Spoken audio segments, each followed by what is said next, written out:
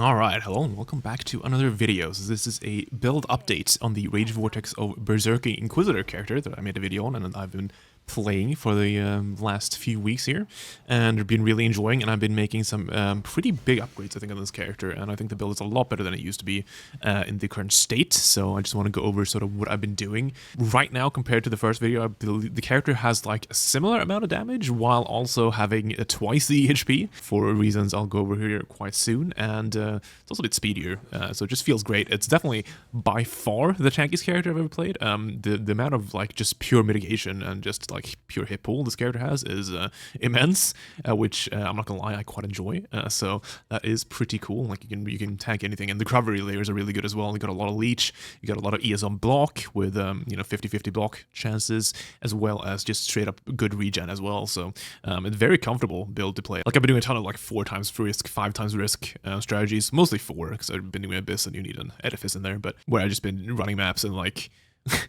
oftentimes I just complete a map that just felt completely fine, and then I press tab and look at the mods, it was like minus 20 max res, pen, extra physis LE, you know, like all these things, and you just don't notice it, which is pretty cool.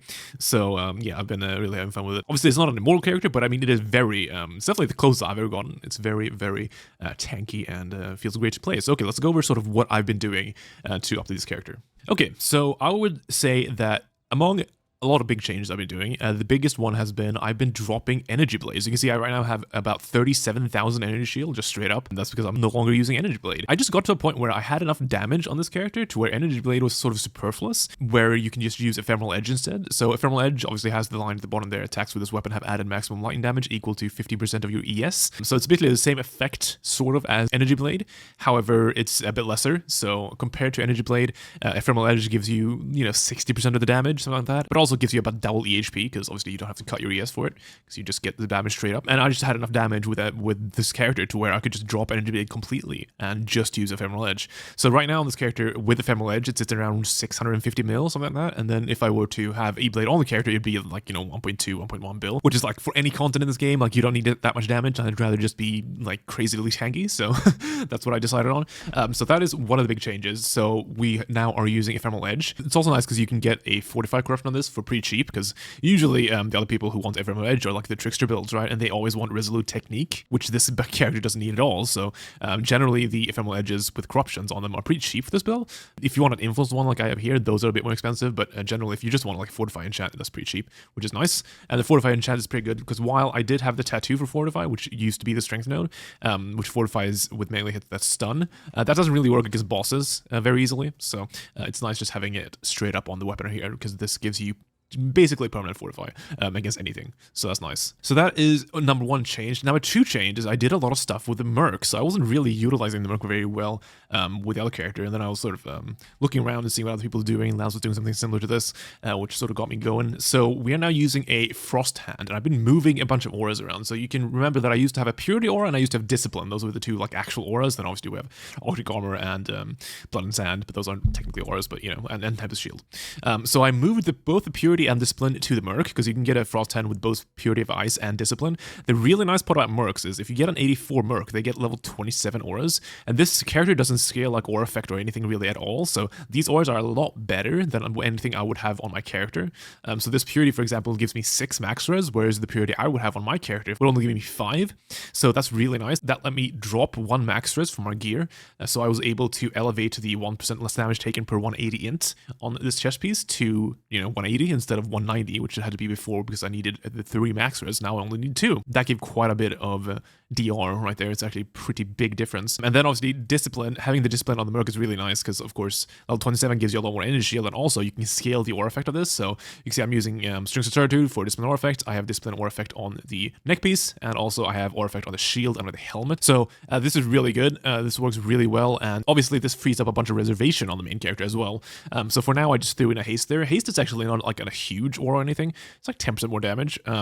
Gives you a little bit of move speed, which is nice, but it's not the biggest deal in the world, you could actually just straight up drop this and actually just play unreserved. Because we're stealing Sanctuary of Thought from Hierophant, this actually gives you AoE, depending on how much unreserved you have. So dropping haste like this actually would give you a fair bit of AoE, and it also would give you a lot better tincture uptime. To be fair, the tincture uptime is already plenty good for what it is, but you could do this, or you could also fit some other ore in. This is sort of a flex thought. I'm trying it out. For now, I think I'm doing haste because it's just nice having a bit of move speed, but we can definitely do some other stuff there. But yeah, so it works super well. Obviously, the benefits are clear of having a Purity of Ice on the Merc, but the problem is, how do you keep your Merc alive? Obviously, having it like this is really great, but if your Merc ever dies, you're kind of screwed. So I've been putting a lot of effort into making sure the Merc doesn't die, and I can say this Merc is like close to straight up immortal to everything except for one thing, and that is the scaled remove ES on hit mod from tier 17 map modifiers. If you have that, and you have like a bunch of small, like really fast hitting skills, she can get shotgunned and die.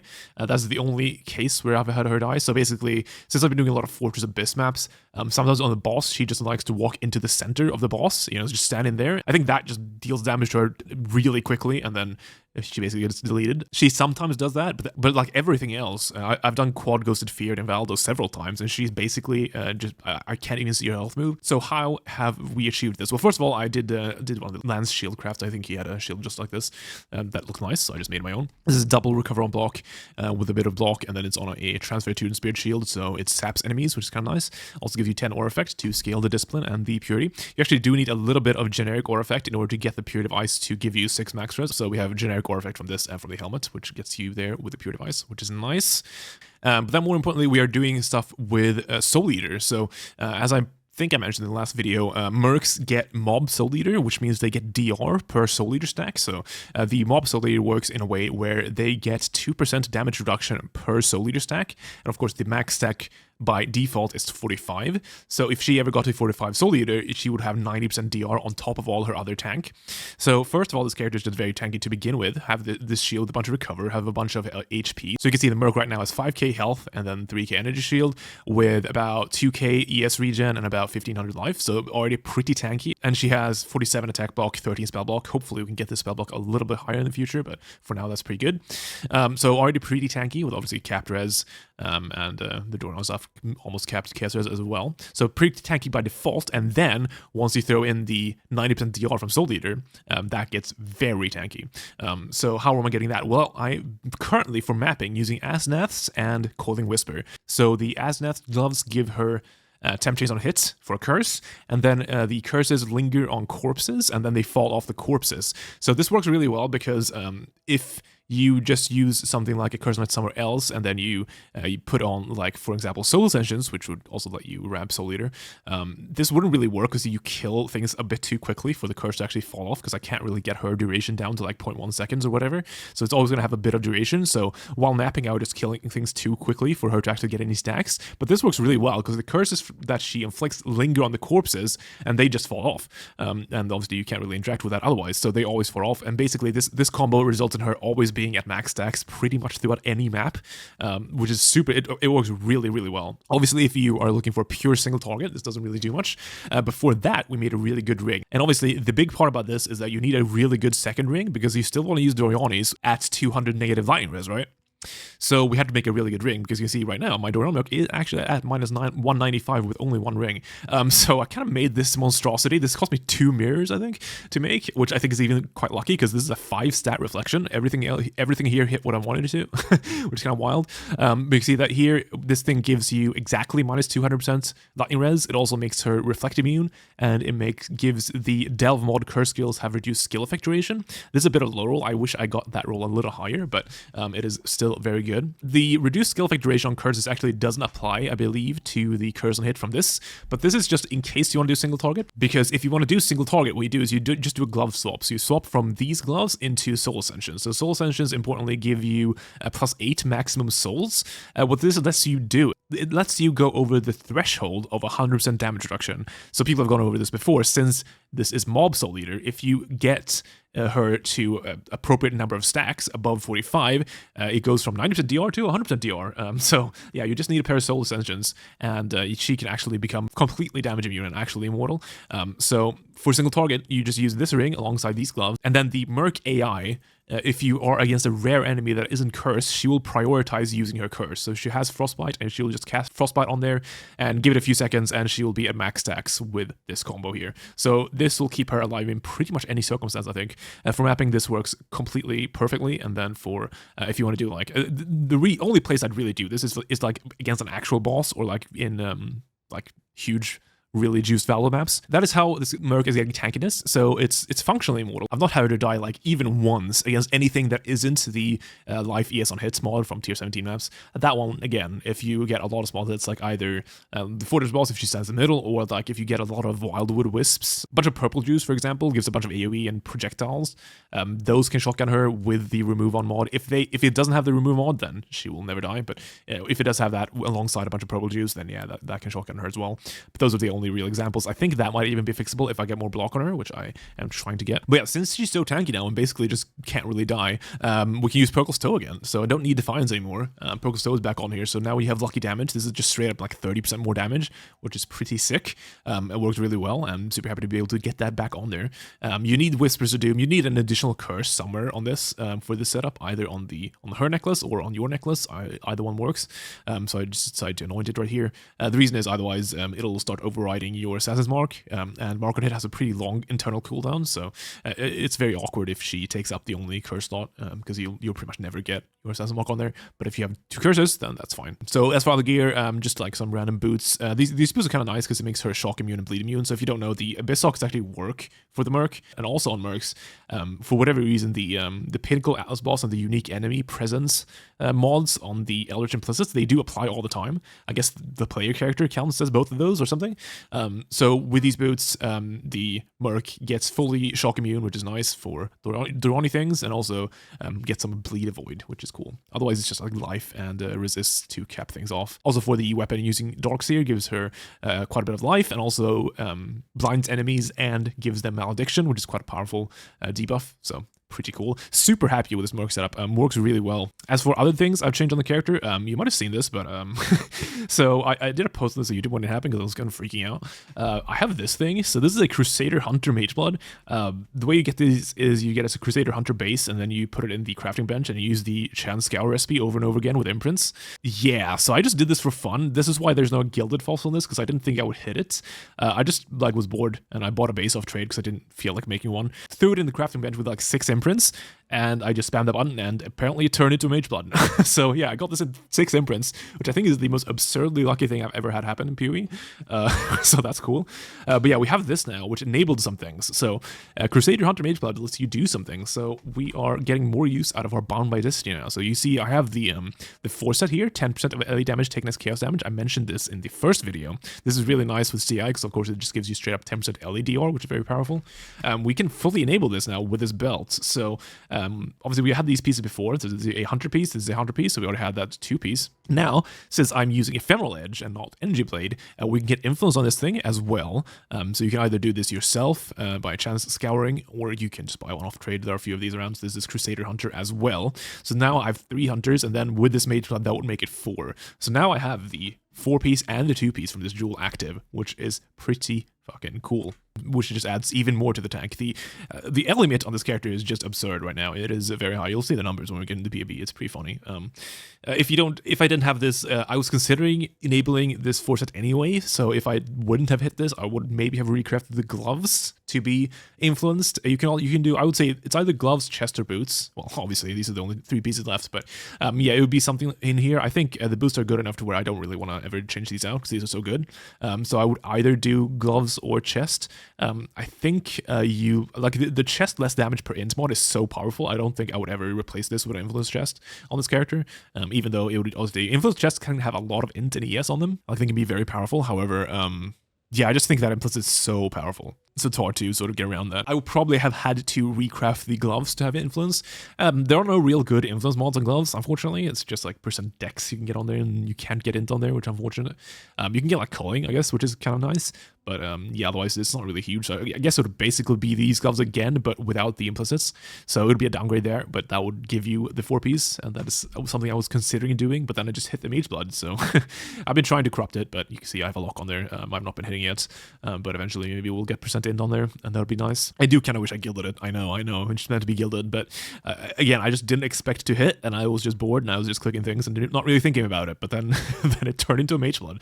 But yeah, so that is one change, and we now have a 4-piece. You could, in theory, if I knew I was getting this belt, I could have in theory made it Elder Hunter, and then made like every piece Elder and plus something. So because then you could theoretically enable, if you have the 6-piece Elder for 15% attributes, you could do that as well. That is possible. Then you would have to replace either 2 of these pieces would also be influenced.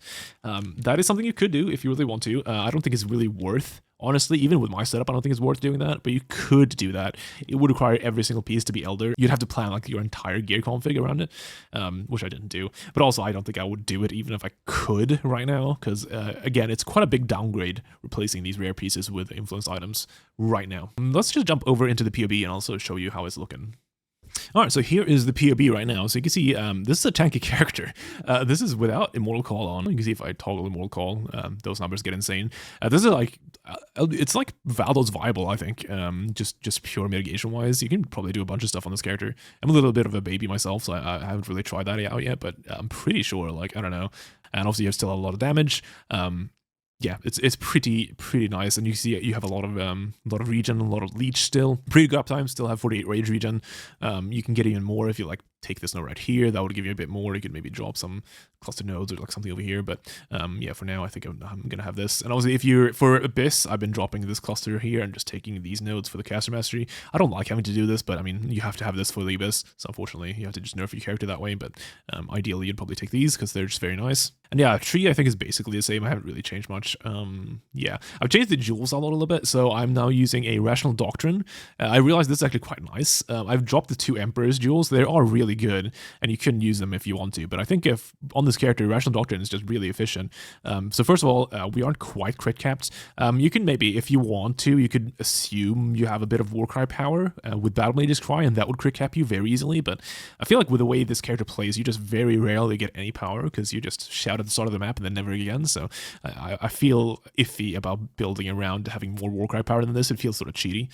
So I haven't done that. Rational Doctrine, of course, gives you Profane Ground on crit, since we have most int. Profane Ground gives 100%, basically 100% increased crit chance, I believe. So that's a really nice part. It's just really good damage. Also, it makes your Conk Ground linger, which is actually very good because, of course, Inquisitors get the permanent Conk Ground while stationary, just off this ascendancy.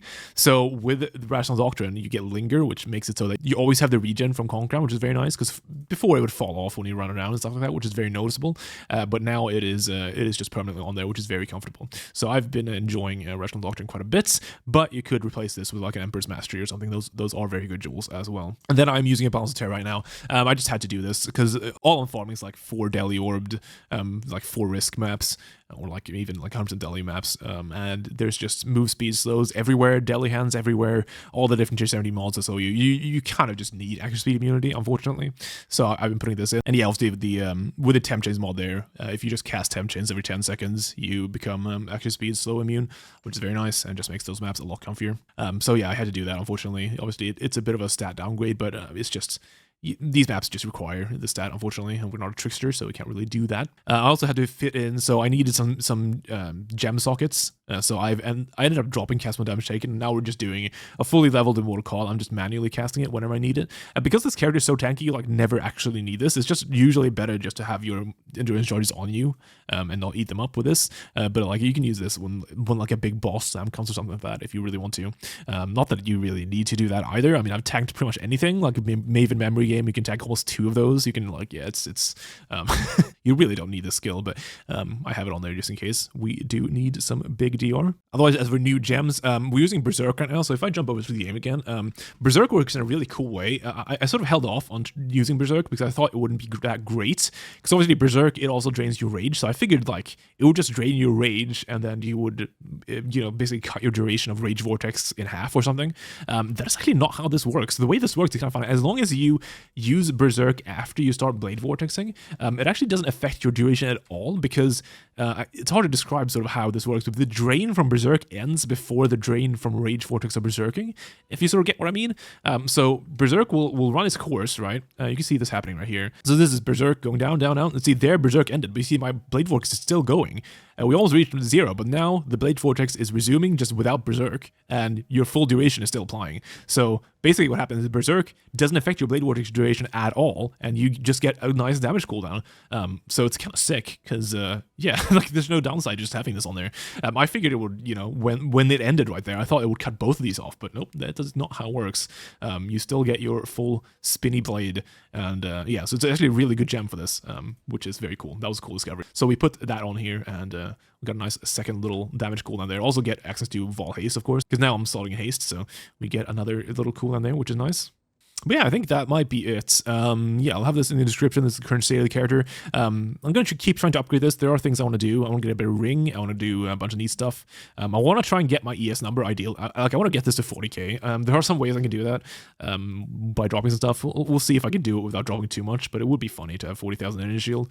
But yeah, this character is quite something. I'm really happy with it. It's very fun. And yeah, if you're curious, I mean, we can try and, you know, throw in Energy Blade just to see the damage, because yeah, 1.1 bill right now if you just have Energy Blade on, but of course it cuts your ES numbers in half. So, you know, it's up to you. But yeah, again, I don't think you need that much damage. This is plenty for pretty much any content.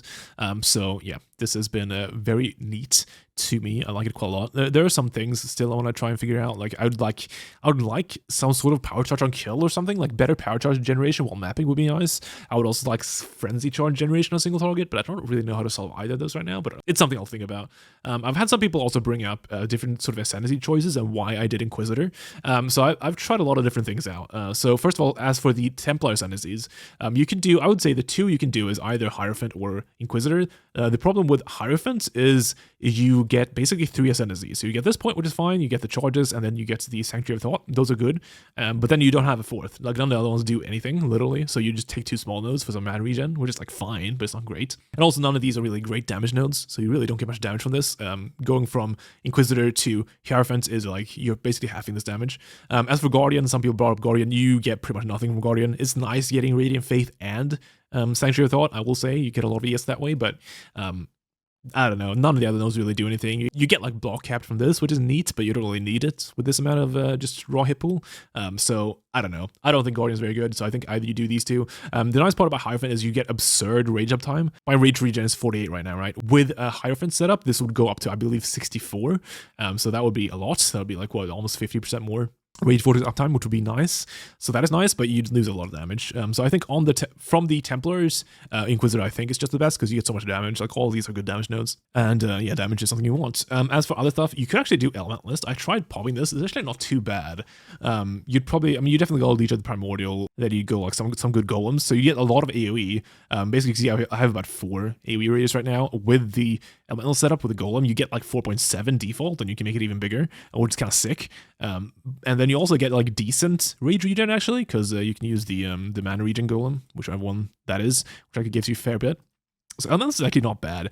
I don't know what you Forbidden Flesh and Flame with Elementalist, but you could do that. You get a lot less ES, of course. You get about, you know, it's about like 30,000 instead of 37-ish.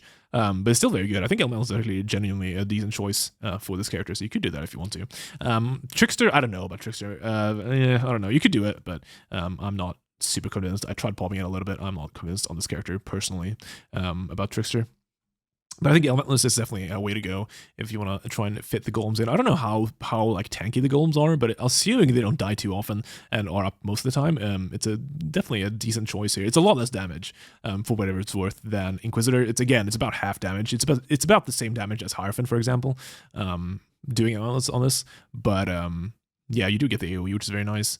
and similar amount of rage. So it's I think it's an option you could do. Might play around with that. It's kind of a fun idea. But yeah, for personally, I do think Inquisitor is probably the way to go. It's really nice, just for various reasons. A lot of damage, a lot of the conk ground is really nice to get, and yeah, it's just a cool ascendancy. But yeah, I think that's it for that. These are some of the big changes I've done. Character feels great, as I mentioned probably multiple times now. I'm really into the character. If you haven't noticed, I think it's very fun. But yeah, I don't know if I'll do more build updates, maybe if I do some big changes, but I feel like this is the shell I'm going to stay with for now, and yeah, pretty freaking happy with it. So yeah, hopefully you enjoyed, and I'll have more stuff in the future, more crafting videos, more stuff on this character maybe, and I'll be back with those, I suppose. Alright, thanks everyone.